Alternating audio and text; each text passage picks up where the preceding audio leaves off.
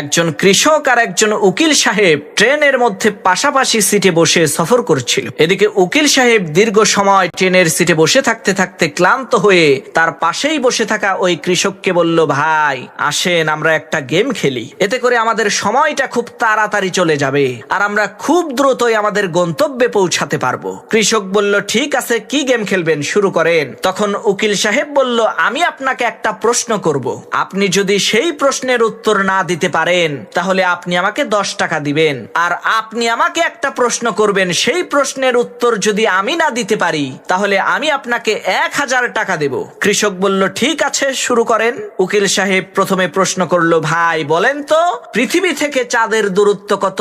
উকিল সাহেবের এই প্রশ্ন শুনে কৃষক কোনো কথা না বলে চুপচাপ পকেট থেকে 10টা টাকা বের করে সেই উকিল সাহেবকে দিয়ে দিল। এরপর সেই কৃষক ওই উকিল সাহেবকে প্রশ্ন করলো, ভাই বলেন তো কি এমন জিনিস যেটা 3 পা দিয়ে হেঁটে পাহাড়ের উপরে ওঠে এবং 4 পা দিয়ে হেঁটে পাহাড় থেকে নিচে নামে? কৃষকের এই প্রশ্ন শুনে ওই উকিল সাহেব অনেকক্ষণ চিন্তা ভাবনা করে কোনো কুল কিনারা না পেয়ে বাধ্য হয়ে ওই কৃষককে 1000 টাকা দিয়ে দিল। এরপর ওই কৃষককে জিজ্ঞেস করলো, ভাই এই প্রশ্নের উত্তরটা কি বলেন তো?